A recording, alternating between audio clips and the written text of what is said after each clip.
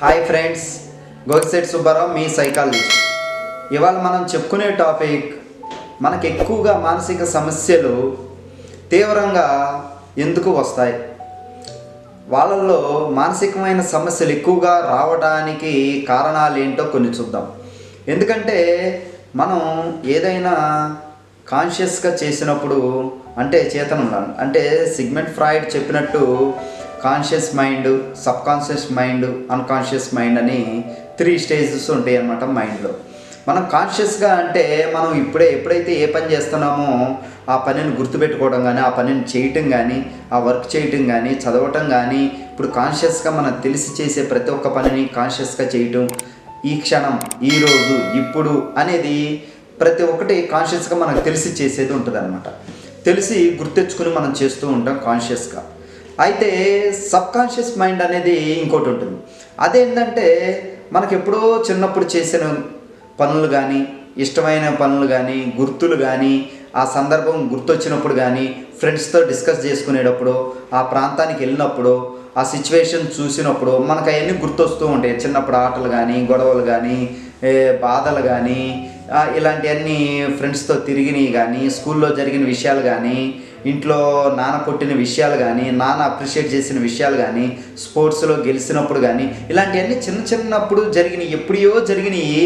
మనకెప్పుడు అప్పుడప్పుడు వేరే సందర్భంలో అవి గుర్తొచ్చి మనం హ్యాపీగా ఫీల్ అవుతూ ఉంటాం, హ్యాపీగా ఉండగలుగుతూ ఉంటాం అనమాట. సబ్ కాన్షియస్ మైండ్లో మనకు నచ్చిన విషయాలు గుర్తొస్తూ ఉంటాయి, హ్యాపీగా ఉంటుంది.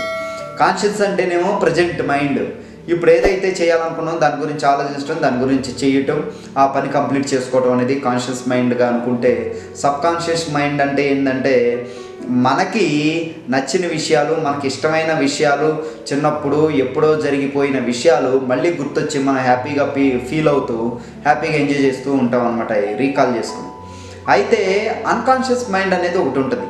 అన్కాన్షియస్ మైండ్ అంటే చేతనం, ఉపచేతనం, అచేతనం అనమాట. అంటే అచేతనంలో ఏంటంటే మనం దాంట్లో ఆ మైండ్లో ఉండేవి ఎలాంటివి ఉంటాయి అంటే మనకి ఇష్టం లేనివన్నిటినీ మనం దాంట్లోకి నెట్టేస్తూ ఉంటాం అనమాట. అంటే ఎవరన్నా చనిపోయినా, మనకి ఇష్టమైన వాళ్ళు బాగా దూరమైన చనిపోయినా, మనం చాలా బాధపడ్డా వాటిని గుర్తు తెచ్చుకోకుండా మర్చిపోవటానికి ట్రై చేస్తూ, అది మర్చిపోవాలి, గుర్తు తెచ్చుకోకూడదు అని చెప్పేసి దానిని బలవంతాన మనం మర్చిపోయే విధంగా చేస్తూ ఉంటాం అనమాట. అలా బలవంతాన మర్చిపోయే విషయాలు, బాధలు, ఇలాంటివన్నీ మనం అన్కాన్షియస్ మైండ్లోకి నెట్టేస్తూ ఉంటాం అన్నమాట. అవి అట్లా నెట్టేస్తూ ఉన్నప్పుడు అవి ఎప్పుడైతే ఎక్కువైపోయినప్పుడు ఒక్కసారిగా ట్రిగ్గర్ అయ్యి మనకి రకరకాల మానసికమైన ప్రాబ్లంతో బయటకు వస్తూ ఉంటాయి అన్నమాట. అంటే దానికి వీటికి సంబంధం లేని మన బిహేవియర్ బయటకు వచ్చి మనం కాన్షియస్గా ఏ పని చేయలేని పరిస్థితికి వెళ్ళిపోయి ఎక్కువ మానసికమైన ప్రాబ్లమ్స్, సైకలాజికల్ ప్రాబ్లమ్స్ ఫేస్ చేసే అవకాశం ఎక్కువగా ఉంటుంది.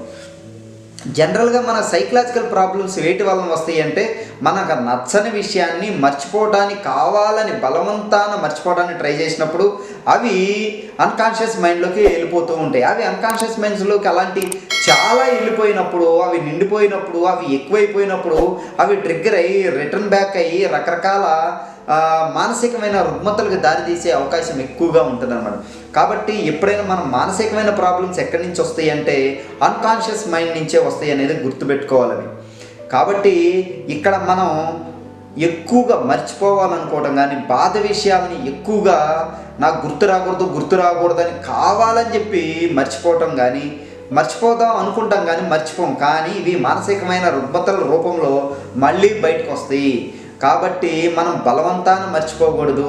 ఏ విషయాన్నైనా అన్కాన్షియస్ మైండ్లోకి పంపించకుండా చాలా వరకు ఏ ప్రాబ్లం ఉన్నా, ఎలాంటివి ఉన్నా ఇక్కడ నార్మల్ స్టేట్లోనే కాన్షియస్ మైండ్లోనే మనం దాన్ని షార్ట్అవుట్ చేసుకుని, వాటిని సింప్లిఫై చేసుకుని, ఇలాంటివన్నీ కామను, సహజంగా జరుగుతూ ఉంటాయి అని చెప్పేసి మన మనసుని స్ట్రాంగ్ చేసుకుని, మనం ధైర్యంతో, మానసికమైన దృఢత్వంతో మనం ముందుకెళ్తూ ఉన్నప్పుడు అవి ఎక్కువ అన్కాన్షియస్ మైండ్లోకి వెళ్ళకపోవటం వలన మన మానసికమైన సమస్యలు రాకుండా ఉంటాయి అన్నమాట.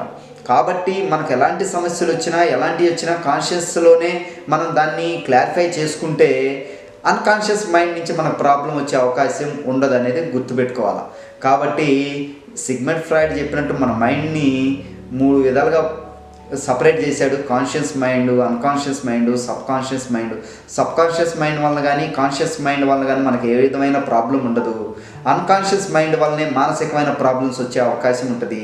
ఆ మానసికమైన ప్రాబ్లమ్స్ ఎందుకు వస్తాయి, అన్కాన్షియస్ మైండ్ ఎందుకు ఎక్కువైపోతాయి అంటే మన ప్రతి ఒక్క విషయాన్ని ప్రతిదాన్ని ఎమోషనల్గా బాధపడటం, ఎక్కువ ట్రిగ్గర్ అవటం, ఎక్కువ ఎమోషనల్ కనెక్ట్ అవటం, ఎక్కువ విషయాలు కనెక్ట్ అయ్యి ఎక్కువ విషయాలు మర్చిపోవాలనుకోవటం, బలవంతాన నాకు ఇది గుర్తురాకూడదు, నేను ఇలా ఉండకూడదు, ఇలా ఉండాలని మనం ఎప్పుడు బలవంతాన ఆ విషయాలని బాధతో కసితో మర్చిపోవడానికి ట్రై చేసి తొక్కివేయబడిన ఆలోచనలుగా చేసుకున్నప్పుడు అవి ఎప్పుడోకప్పుడు ట్రిగ్గర్ అయ్యి రివర్స్ అయ్యి రీబ్యాక్ అయ్యి మానసికమైన సమస్యలు వచ్చే అవకాశం ఎక్కువగా ఉంటుంది.